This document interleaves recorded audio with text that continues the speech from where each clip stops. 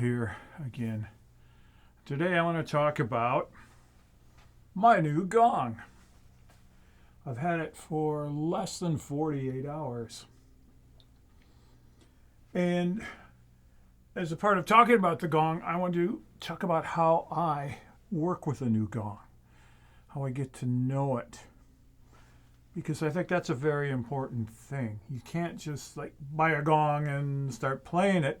You have to explore it and learn it and know what's going on.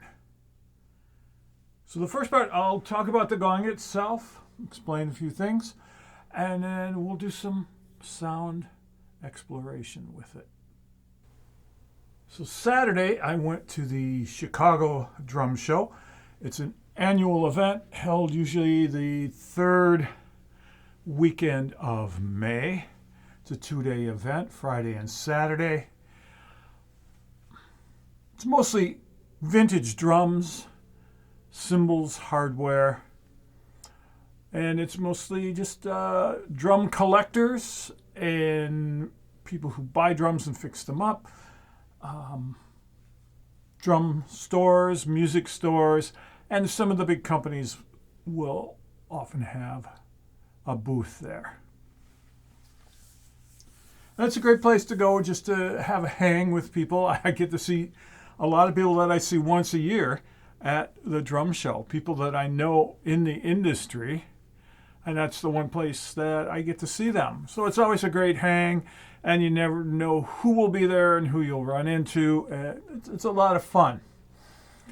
Generally, they don't have a lot of gongs, but, I've found gongs over the years. I mean, usually there's maybe 2, 3, 4 gongs at the show. Sometimes more. Sometimes there's no gongs, because it's sort of like your basic flea market sort of thing is you never know what will be there. So I didn't go down specifically looking for a gong, but I did come prepared as I did bring a gong mallet with me because in the past the people have had some really nice gongs, but there's no mallet to try them out. They might have a timpani mallet or a drumstick, and it's that's not the way to try out a gong. So I did bring this. I left it in my van because I didn't want to carry it around, but I left it in there. It's if I find some gongs that I'm interested in, I'll run out and grab my mallet out of the parking lot there and bring it in, and I can try them out. I did find a few gongs. My friends at Sentent Cymbals, Arthur, and the others, they usually have a couple of gongs there, or a few, and I have purchased probably 5 gongs from them at past Chicago drum shows. Great Chinese gongs, so I have to give them a shout out. And so they usually have a couple of small gongs, 20-inch, 15-inch, somewhere in there. And, and then once in a while you'll find some of the other dealers with gongs. This year was no exception. There weren't a lot of gongs, but I did find, I think it was 4 gongs there. Sensen had 2 out, and he said he had a couple more in the box. And then I came across a drum booth, and they had 2 interesting looking Chinese gongs. So I wanted to try them out. And much to my surprise, they had an actual gong mallet, a Peisty M1, I think it was. It was a small one, but suitable to test out the gongs they had. They had a small 24-inch gong, one of those, one similar to this with the lathed edge. And I tried that out, and the sound was kind of it was okay. Didn't thrill me. But then I picked this one up, and I held it up like this, and gave it a couple of strokes, and I was like, I like this gong. Played it a little more. It's I really like this. So I put it back, and it's well, let's think about it. Walked around the show, looked at the booths again, talked to a bunch of people, and made my way back and proceeded to test it out again. And it's This one speaks to me. I want it. So I bought it. And that's how I buy gongs. I just play them and they speak to me. I didn't go there in mind with anything like, oh, I want to buy this or I want to buy that. But that's how I buy all my instruments. I just play something and it's like, I like the sound. It speaks to me. There's something I can do with it, and I also know that it will fit in with the family, that I can use it in the context of my other instruments. When people ask me about buying gongs, that's what I basically say is, if you can, play a bunch of gongs until you hit one that speaks to you. Same thing with singing bowls or bells or rattles or cymbals, drums, anything. Don't just look at an advertisement and say, I want this, especially because somebody else plays it. It's just like, I play a 32-inch Paiste Symphonic, but don't say, oh, Michael plays this gong, I'm going to go buy that exact same gong. Don't ever do that. Try to play one yourself, see if you like it. So whenever I'm in places like the drum show, or I go to music stores, I go to spiritual bookstores, crystal stores, all places like that will have gongs, bowls, bells, maybe rattles, maybe other instruments. I never go there with something in mind. Because every time I have something in mind, I find something else that, I like. So if I say, I want a 28-inch wind gong, and I've played some wind gongs and went, oh, that's not what I want. And then I played this guy here, and I go, wow, I love this one. That's how it works. So again, try not to have preconceived ideas of what you are looking for. Even singing bowls. I know you can buy all these sets, and if you go on other YouTube videos, I talk about buying sets of bowls and all that, but try to play things if you can. And if not, try to at least watch and listen to videos. A lot of the major dealers, especially in gongs, some of them in bowls and all that, will have videos of the exact instrument they are selling, so you can hear it, get sort of a feel for it, and know if you're going to like it. And I do that all the time. I'll spend hours listening to gongs and other instruments on the internet because it's there. And I can't run out to, let's say, the Memphis drum shop because that's hundreds of miles away. I just can't go, I'm going to go to the Memphis drum shop and the Memphis gong chamber. Or I'm going to drive out to Gongs Unlimited and play a bunch of gongs. Nah, neither of those places are close to me. But I can go online. I can listen to what they have. I can hear the differences. I can get an idea of, the types of sounds I like. And I always suggest that's what you should do. If you don't have access to things in real life that you could touch and play, go online and listen to a lot of stuff, and it gets you an idea at what you like. And it's very possible you can hear a specific gong or bowl online and go, that speaks to me. That's really great. That's happened to me. I buy a lot of instruments online.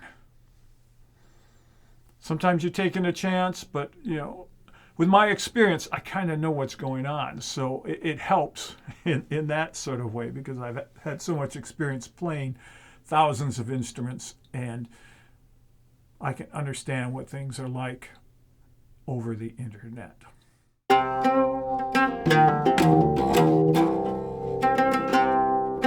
So let's take a look at the gong and see what's happening with it. It's 28 inches in diameter, which happens to be a favorite size of mine. I think I have 11 or 12 28-inch gongs right now. It's a nice size that's very portable, yet you can get a big sound out of it. I know a lot of people are really into big gongs. I love big gongs too, but I really find 28-inch is a perfect size for portability and being able to get a big sound. So I wasn't looking for a 28-inch gong, but there it was. So the front is completely left as it comes out of the oven. It's unfinished. You can see all the hammer strokes in it, but they've done nothing to it. Let's flip it around. You can see the back is completely lathed.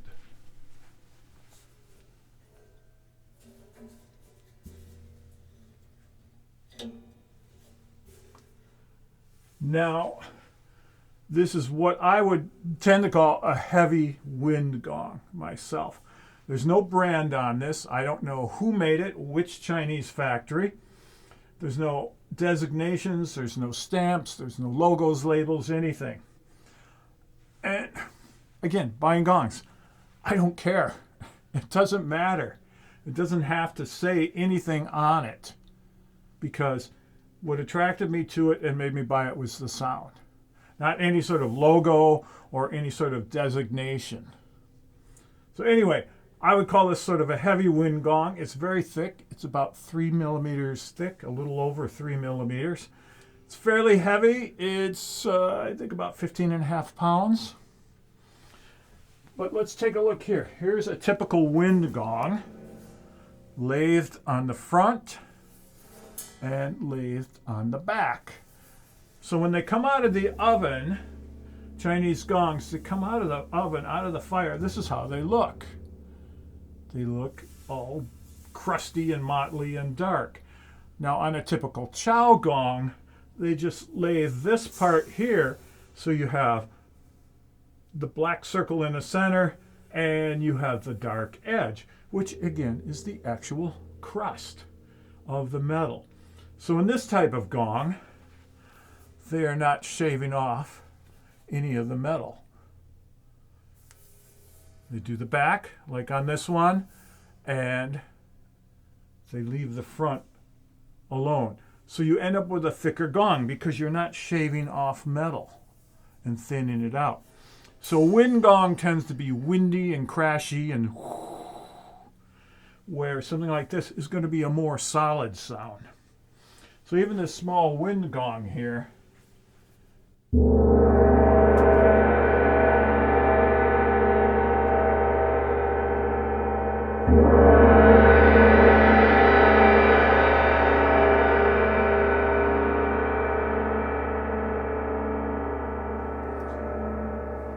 it's nice and open. It's very crashy. You can hear it.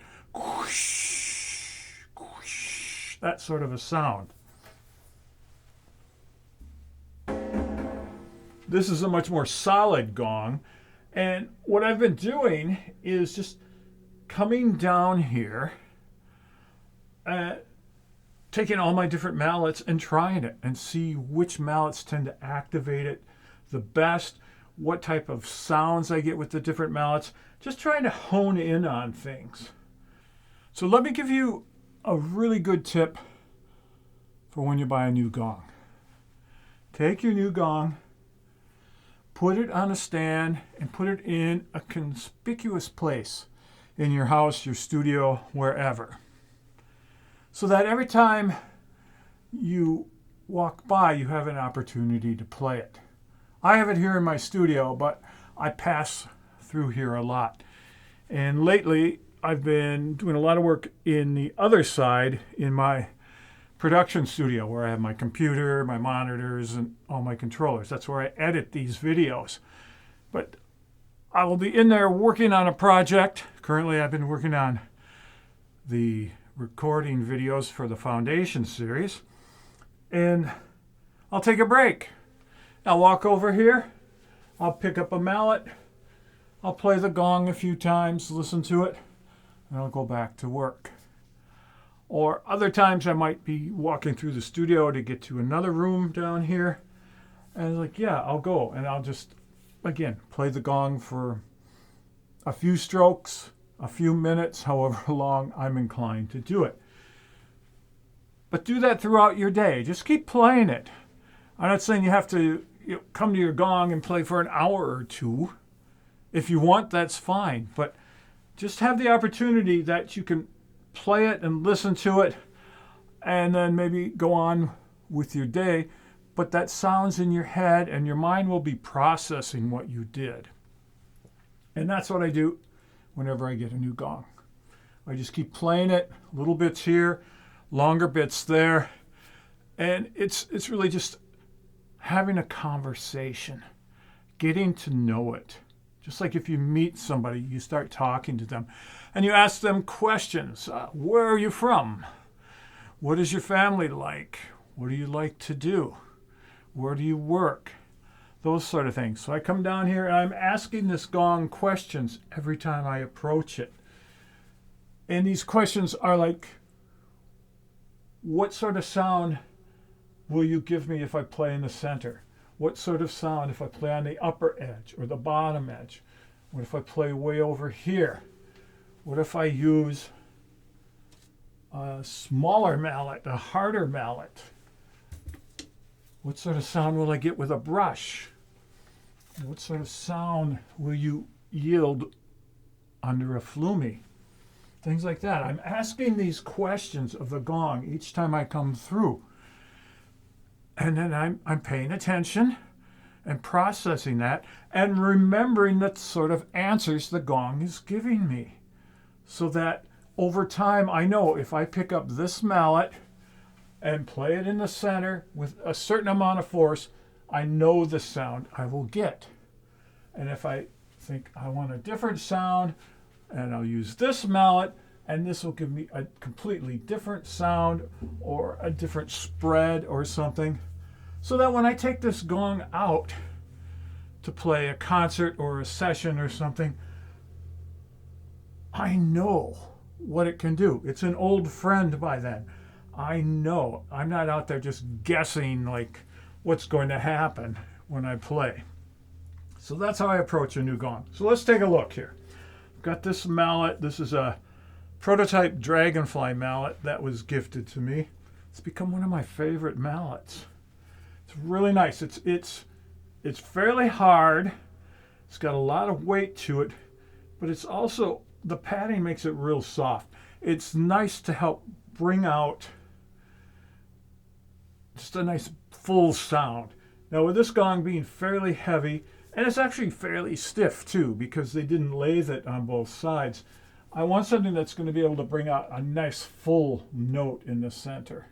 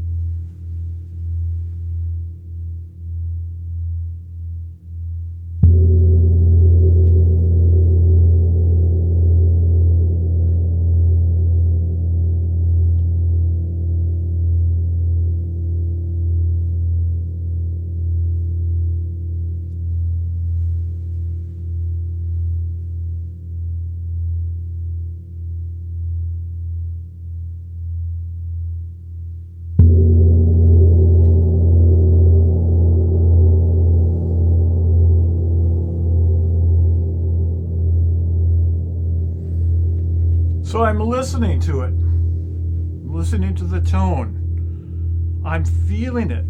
I can feel this pulse. It's actually a pulse in 3, which is very unusual. And I'm listening also to the room. That's why part of why I'm moving away. Generally, I'd probably move more out here. But I want to hear, how is the sound in the room? When we play way up here, whether we're standing or sitting, it's in our face and it's immediate. And we don't really hear the effect out there. So I like to strike it and then move away. Now I might even just sort of walk around my studio.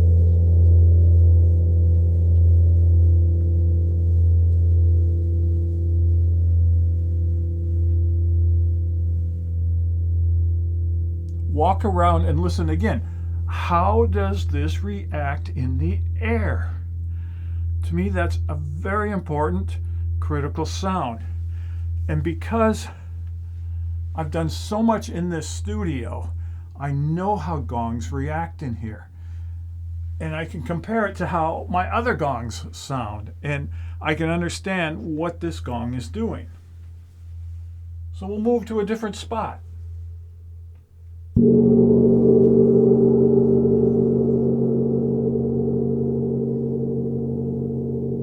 Completely different tonality.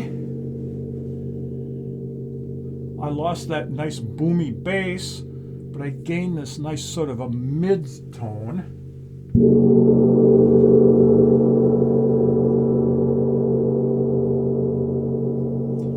Sort of a dark, splashy sound.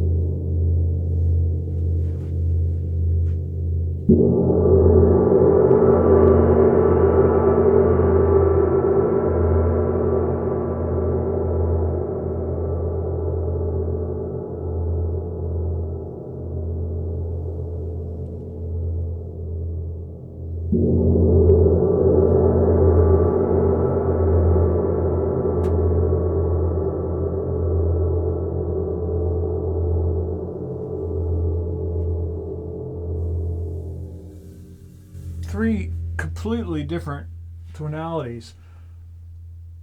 Deep, dark, focused center. A very focused sort of mid with some crash to it. And then more towards the edge, a very hollow crash. Not a full sort of resonating wind gong crash, but a very hollow crash.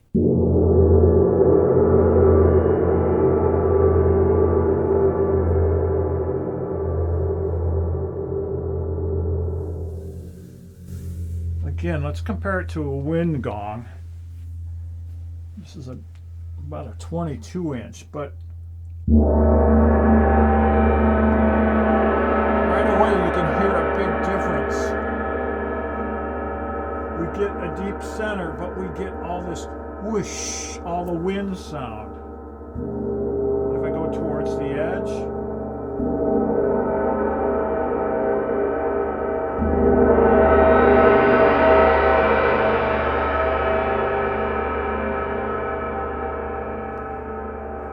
it's all wind, it's all swish, whoosh, however you want to describe it.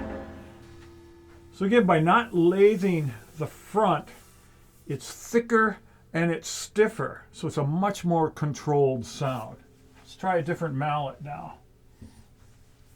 This is a surprising one that I found works really well. This is the large Grata Sonora mallet.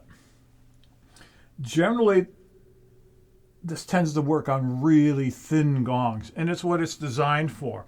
It's designed for Grata Sonora's thin steel alloy gongs to be able to open them up without having them overpowered with a big hard mallet. This is pretty squishy, but surprisingly, I found it works really well on this heavy, thick gong in the center.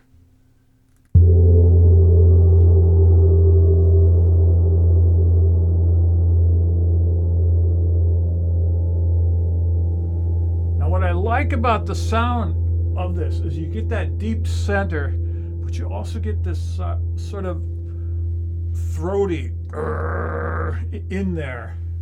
So you got that boom, but you also got that sort of gritty tone around it. this is what I see in my head. I see the center tone, and I see this sort of spiky tone around it. Because everything for me is visual.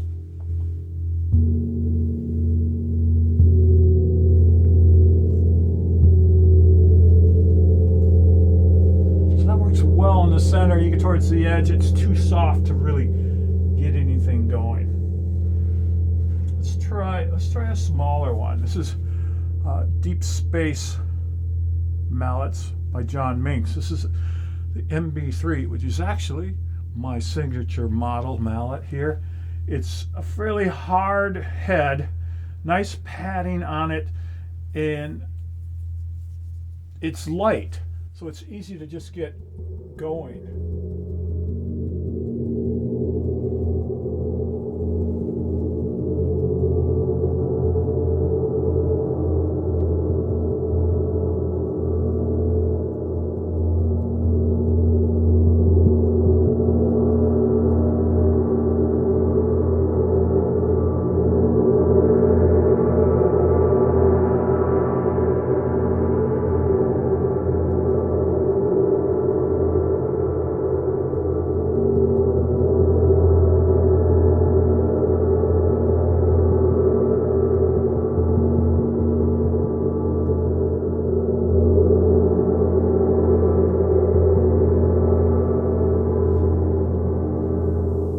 So what I'm doing here, if you can see, I was playing all around the face. I actually did an inward spiral coming around the ring, moving into this edge here, and moving into the center, and finally in the exact center. Activating the whole gong, getting the whole gong to flex, but also listening if there are any sweet spots. Sometimes, especially on chow gongs and wind gongs and similar, you can find a particular spot. It might be like, oh, right here, if I strike it with a certain mallet, I get a high harmonic, or I get some sort of effect. So listening for sweet spots, and also how it reacts as I'm moving around the face.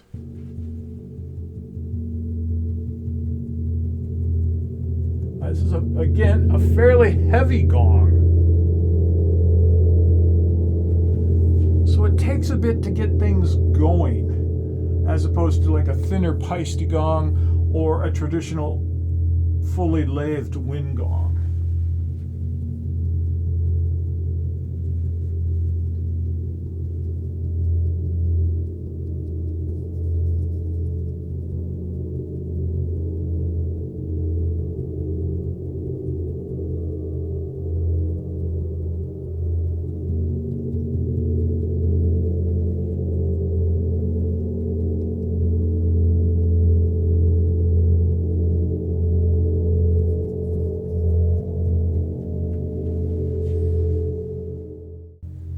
Now you might notice I'm not just slamming into the gong. I'm playing quietly. There's no need to bash into it. I know that it'll open up and I can get a big crash. I'm rarely interested in that sort of sound. I'm looking for the subtleties. I'm listening to how it reacts. And especially now, I want to find out if I can get a good sustained sound on it. Some gongs are really good at nice, sustained, quiet, just to keep it going. This one's fairly thick. I can get a bit of that happening.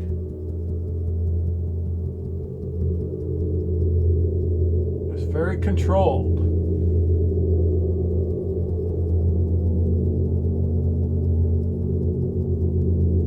Can I get that nice hum and keep it controlled?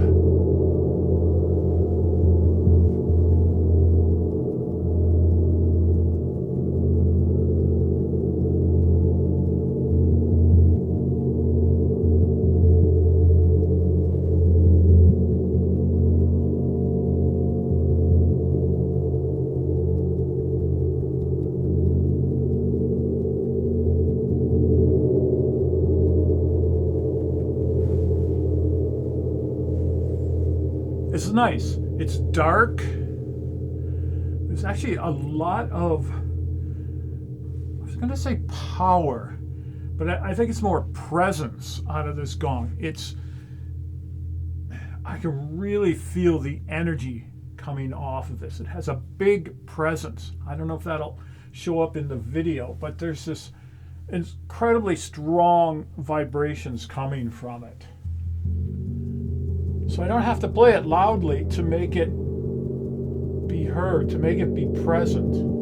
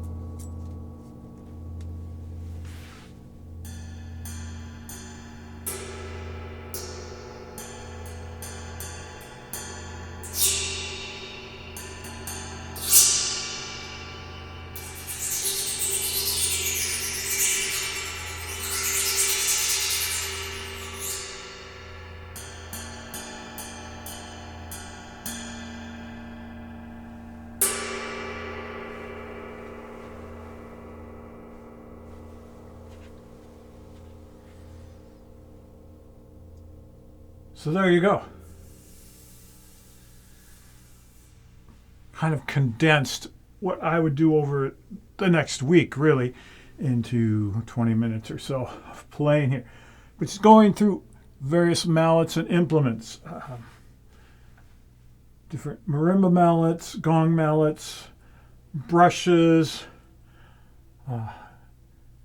bamboo knitting needles, chopsticks, metal knitting needles, anything that you have, any sort of strikers or implements. And I would just come down here and play and just experiment. And it's like, let's find the tones. Let's find what works and what doesn't. So I can know this mallet is great. This is the one I'm going to use for this sort of sound. This mallet doesn't really get any sounds that excite me or that I'm going to use. So I know not to use that mallet. Same thing with any of the brushes or especially beaters. You got to put in your homework. So that's what I do. I come down here and I play. And I see what happens. And then I'm always listening, and I'm listening to the sound and how it moves. And especially, like I said, I'll move around here so I can hear the sound in the air. And then the next step is I'll start bringing in other gongs. How do these play together? Do they play nice? Or do they not work together? Does this gong work with this gong? Does it work with this one? I'll start doing that, and I'll find the relationships there. Again, it's another conversation. Instead of being a two-way where it's just me and the gong, now it becomes a three-way conversation. Me and two gongs, or a four-way.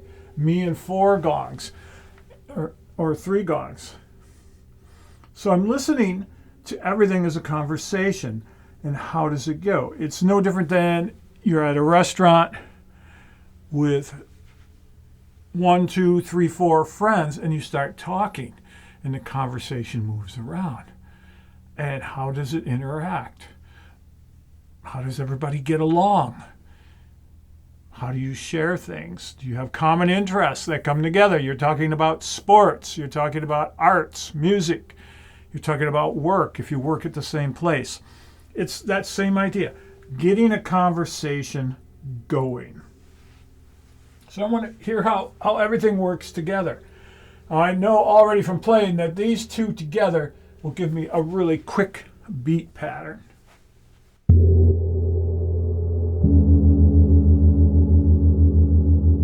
Kind of hear that do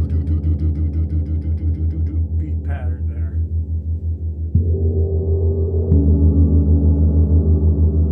And they're both very dark.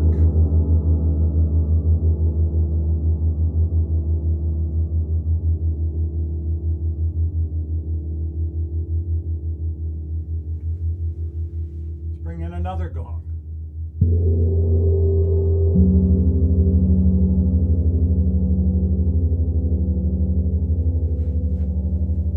Very different character here. We've got this sort of dark thing with this very sort of bright sound here.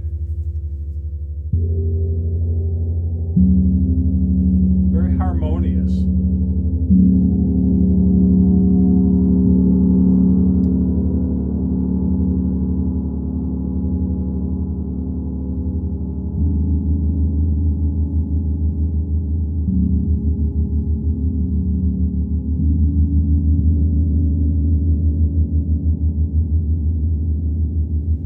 Very strong beat pattern between these two.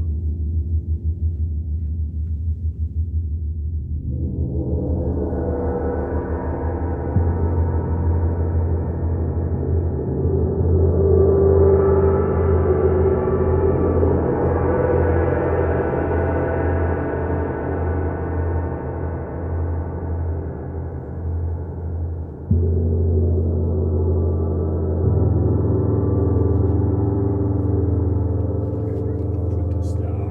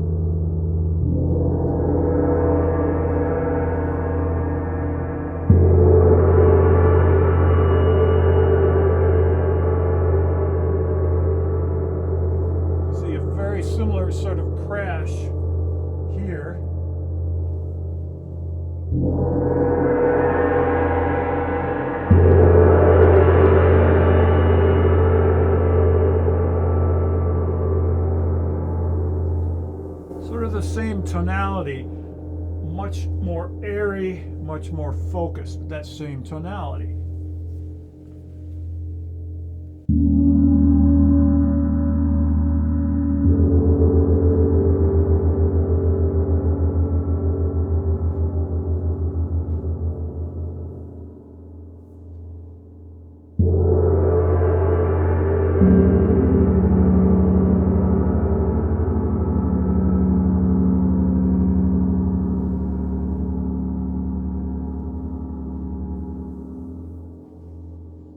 I don't generally crash my gongs like that, but it's something I'll do to get to know how the big open sounds work together. So this is a fairly stiff gong. It takes a lot of oomph, or really a big heavy mallet, to get it to open up. And when it opens up, it's a very focused sound that kind of explodes but then fades away, and it keeps this sort of beat going underneath. That lasts quite a while. This gong will ring out for over 2 minutes, but it doesn't have this long sustaining crash. It crashes, it sort of gets out of the way. You can hear it really fading already and leaving sort of the hum in the middle.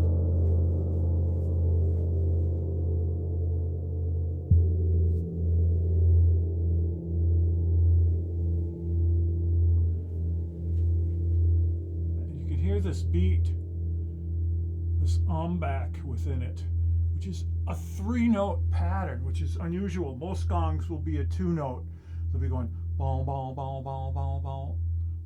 That way. This has got 3 notes, and one note is accented.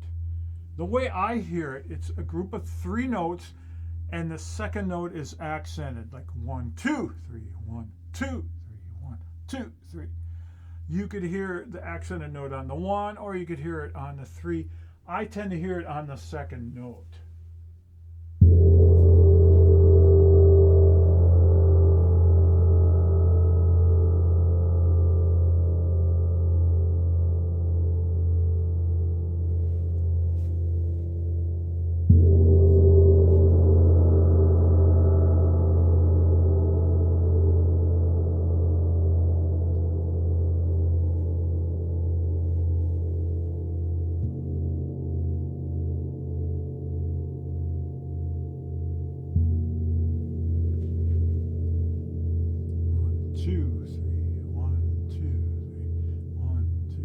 A 3-note grouping, which to me is very unusual.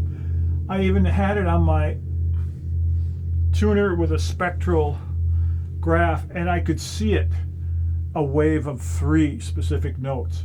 A big one, 2 small ones, a big one, 2 small ones. So it's very interesting.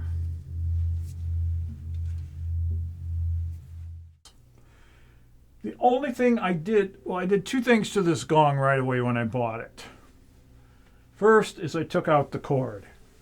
It was just this big, fat, cheap cotton clothesline cord that was in it. I got rid of that, and I strung it up with 3mm climber's accessory cord. That's what I use on all my, almost all my gongs, and I use for bells and plates and things. I find it to be very strong and flexible, and to my ear it doesn't really inhibit or change the sound at all. So 3mm climber's accessory cord.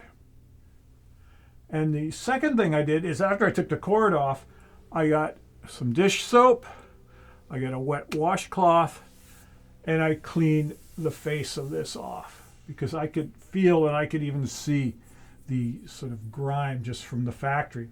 I mean, they made the gong and they packed it up. They shipped it over here from China. They don't clean them off. They don't put a wax coating or anything. Like, all the Paiste gongs are made through a whole different process, and they have a nice coating on them to help protect them. And also, as you can see, they're shiny, they're different, so you don't get all kinds of particulates or dirt or grime from it. But on this one, I used Dawn Blue dish soap, a wet washcloth, and I just scrubbed the whole face of it. The cloth came out very gray, and then I used a nice dry towel to buff it dry. That came out a little bit gray, so there's a lot of surface dirt and probably just the metal itself from being in the oven. There might even be charcoal, who knows what it is. But first thing I did was really give it a good clean. I'll probably never clean this gong again because I don't clean my gongs, and I've spoken about that before, and I know it's kind of controversial with all these people who are fanatics and clean their gongs. This gong is 25 years old, and I've just wiped it off a few times. I just don't clean them. I don't get them dirty, so I don't clean them. I keep my hands clean. I know people freak out because I always touch my gongs without gloves, but I keep my hands clean.